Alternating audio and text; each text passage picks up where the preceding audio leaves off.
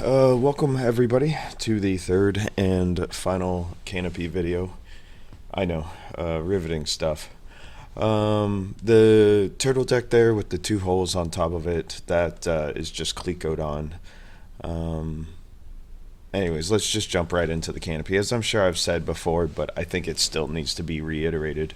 The cabinet scrapers to make a nice 45-degree angle on the edge of the canopy is 1,000% worth it. It gives yourself just a decent.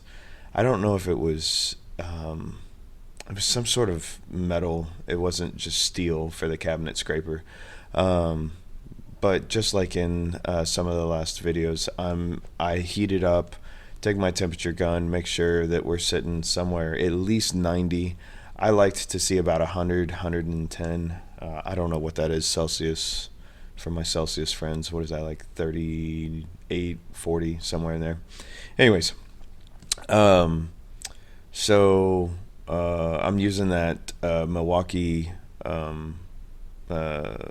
angle grinder, just a small little hand angle saw grinder, whatever you want to call it. But of course, you're not supposed to use anything saw-like. You're not supposed to use anything with a blade that's going to articulate up and down. You want something that has a wheel to it. That's directly from Airplane Plastics, who makes the Vans Canopy plastics. They also make the lenses for the wings, and I'm missing maybe the lenses for the wingtips. Anyways, so I always would make sure it's at least 90 if it was going to be a quick cut. If it's going to be a long cut all the way across the canopy, I wanted to see 100. And then by the time I was done doing that and using the cabinet scraper, I was probably in the realm of 80 to 85 on the temperature. I live in Texas. It was roughly 90 degrees outside when I was doing all this stuff, so it was easier to keep those temperatures. I think the garage was somewhere around 80 at the time. But again, this you can see it on the bottom left hand side there. That Milwaukee hand tool with the wheel is absolutely amazing. And then the cabinet scraper, which is right by the sanding block there, that 1,000% would use that again. It makes a really clean 45-degree angle, and then of course you can sand the rest of it flat. Here we're drilling the canopy into the not the roll hoop, but the bar along the frame, and then of course the size. Those instructions are very, very specific on how to do that, and ultimately you're going to want to follow the instructions to an absolute T on this kind of stuff. I think if you crack the glass, it's something like $1,600 or $2,300 to buy a replacement, so that's the last thing you really want to do. Besides hanging the engine, this by far was my most nervous part. They also talk about parallax. We were incredibly meticulous, Mike and I, and we had parallax happen to us on one hole, and it ended up a bit oblong, and so we kind of had to file it out with a slightly bigger bit, because of course you don't want anything oblong in the plexiglass because it's just going to create a crack. So ultimately we did get it fixed, but it took quite a good amount of work on that one hole, and I kid you not, we had what I call research paralysis when we were drilling those holes. Every single hole, it was like, okay, does it look on center? And then the other one would confirm, and we'd go back and forth all the time. Yet still we screwed one up. And you will up drill those from a 40 to a 30, so it helped that even though it was oblong, we were already going to up drill. So in the end it worked out just fine.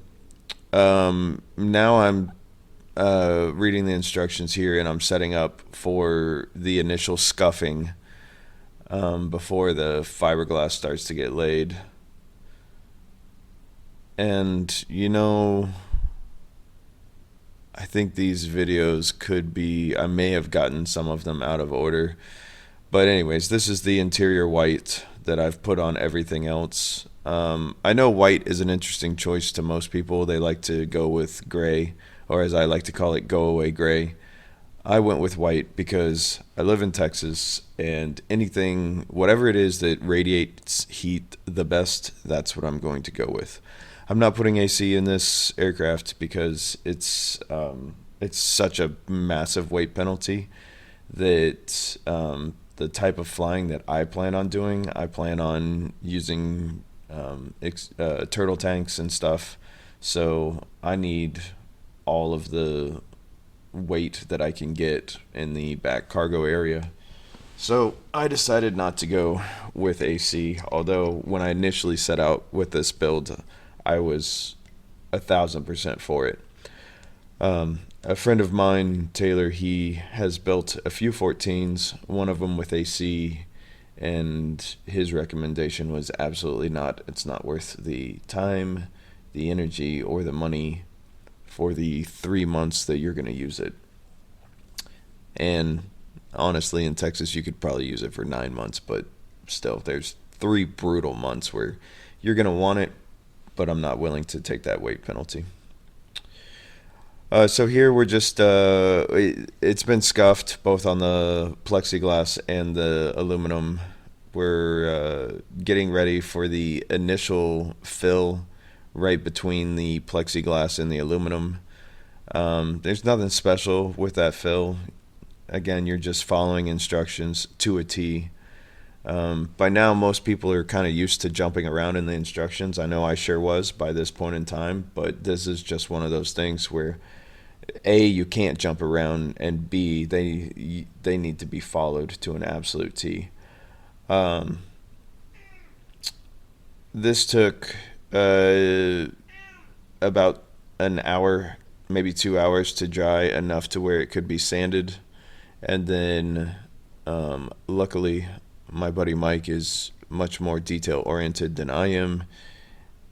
Actually, I guess we allowed a full day to cure on that little fill part there.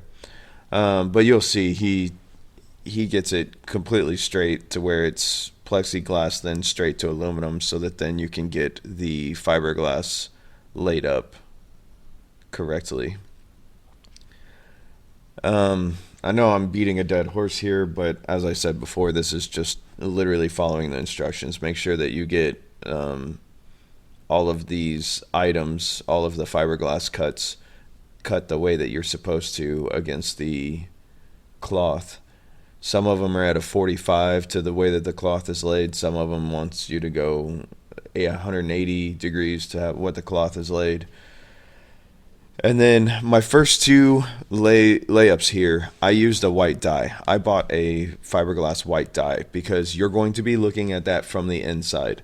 So let's say that you painted the entire frame go away gray. You're going to want to get a gray dye because you're going to see that fiberglass layup from inside the cockpit, that first layer for sure. And if you notice the fill, that little filler that we put on and then we waited for a day to dry, that also used the white dye. It's just one of those finishing things that you're going to want to do just because you're going to be looking at it from inside the cockpit the entire flight. After that, you just start following the plans, laying up the fiberglass. As everybody has said, the canopy's one of the worst parts for this. And I totally agree with that statement. It's just an arduous task. And most sections, if you really put work into it, you can be through it in a week. For me, because I work a lot, it's usually like 2 to 3 weeks. The canopy section was 2 months of work for me just because I don't have a whole bunch of time to devote to this. And that's just the way that it went down. It's just a long, arduous process. Here Mike's doing a whole bunch of sanding. We did find we had a few low points. They were microscopic low points, so we just did a white resin fill, and it came out just fine with some glass beads to a peanut butter consistency. Um, but yeah, by the time we essentially got it to this point, we were very much ready to be done. As a final part, you'll see me use some white spray paint right here. It took me a very long time, but it's essentially a primer filler spray paint because once you take the tape off, you're going to want to sand it down to a nice smooth finish. There is going to be a tape's worth of difference there. And that's pretty much it for the canopy. Be glad when you get to this point and you're done, and I'll see you in the next sections.